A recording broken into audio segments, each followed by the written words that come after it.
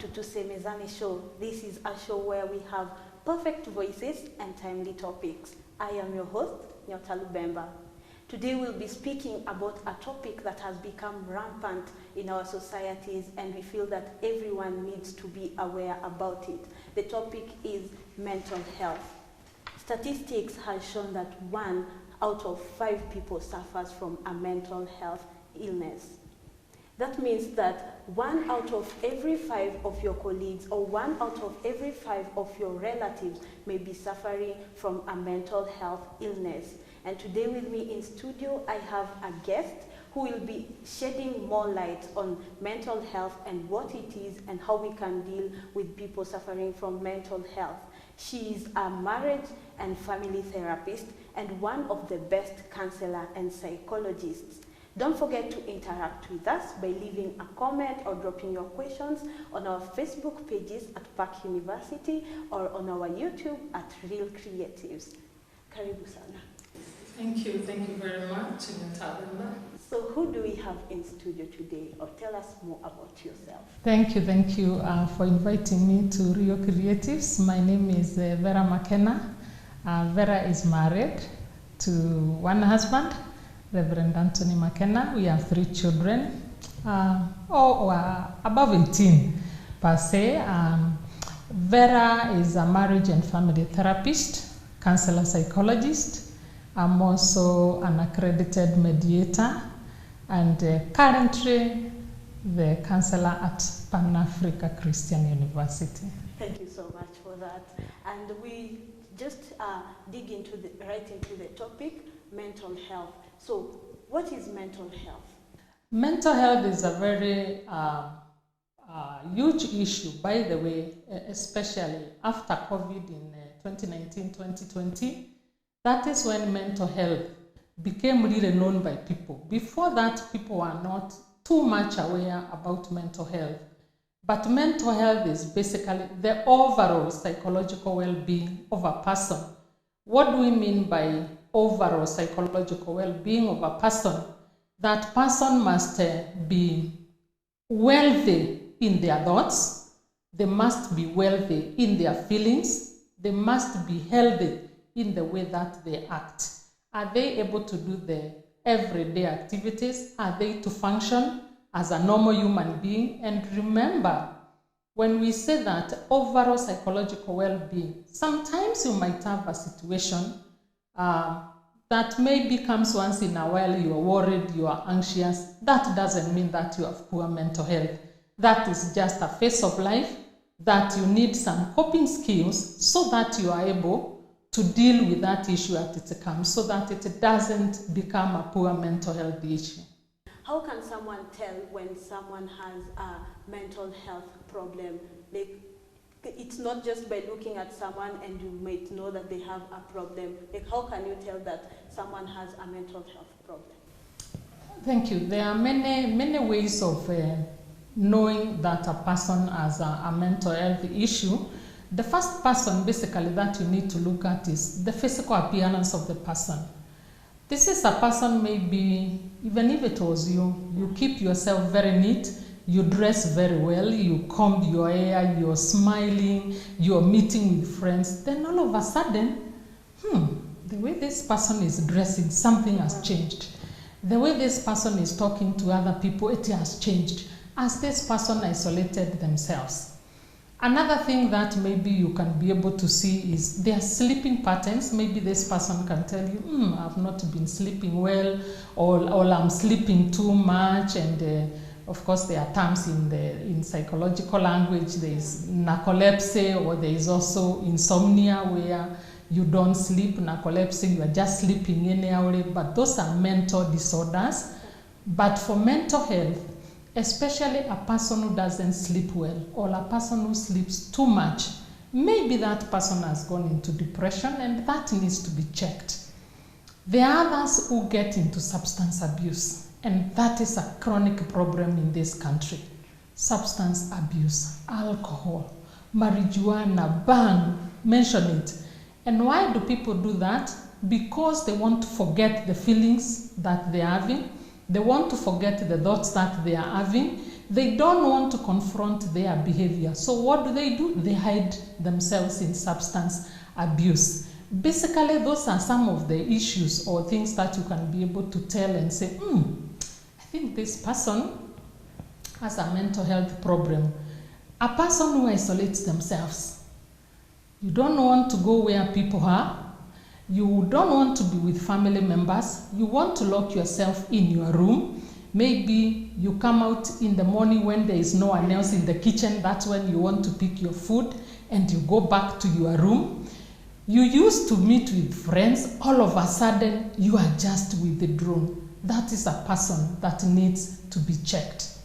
Then people who do self-harm. And self-harm is where you are cutting parts of your body for no reason, but it's because of a mental health issue or a mental health problem that you're going through, so you do self-harm. If you find a person who is doing self-harm, that person could be having a mental health problem.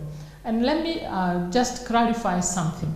There is a difference between mental health problem and mental health illness. Mental health illness can be a mental disorder that is very different from a mental health problem. And a mental health disorder must be diagnosed with what we call the DSM, that is the diagnostic scientific manual, which details the criteria, what you need to look at to be able to say this person has a mental illness. So mental illness is not the same as mental health problem. Thank you so much for that. I hope that our audience are continuing to learn more and more about mental health. Don't forget to interact with us on our pages. Drop your comment, drop your questions on YouTube at Real Creatives and Facebook at Park University. Yes, as we continue with the topic. Now, when someone has noticed the signs that we've just talked about, how can they be able to help those people that they have seen that they have these signs that you have just talked about? Thank you. There are many ways of how we can be able to help a person who seems to have a mental health problem. First of all, reach out to this person. Find out what are they going through. What are they experiencing? How are they feeling?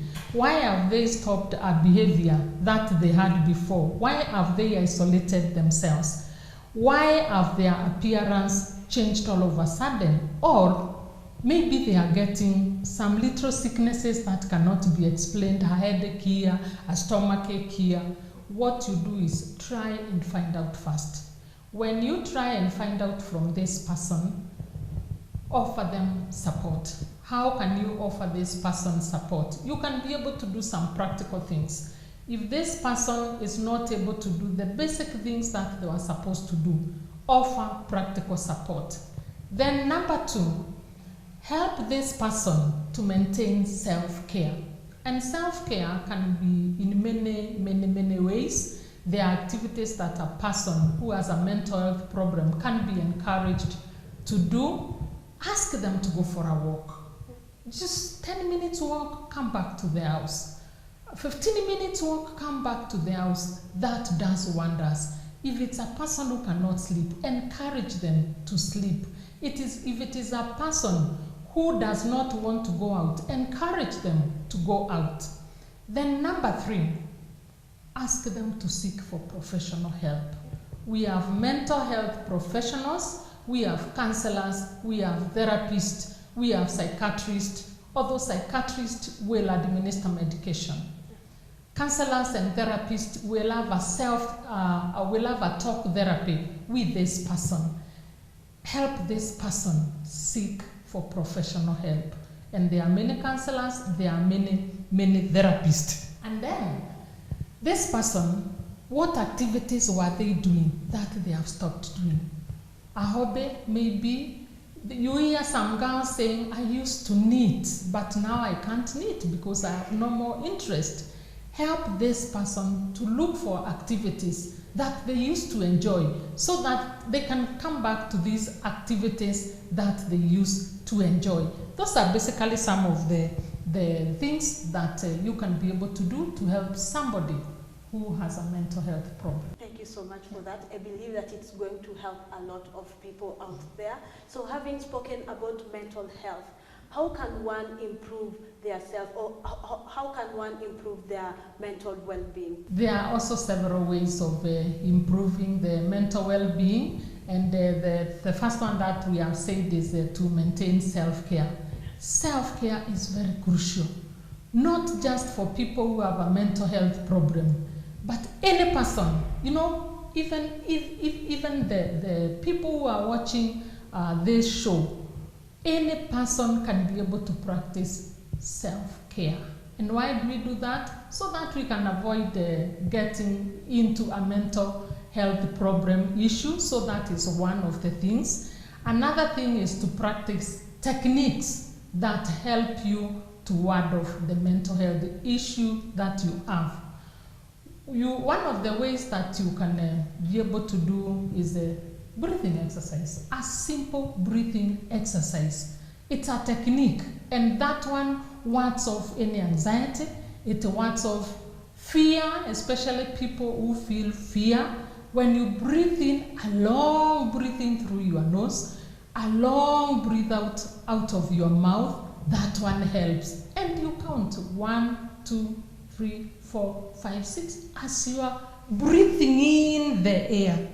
Then you breathe out through your mouth. Then another thing that this person can be helped to do is to set achievable goals.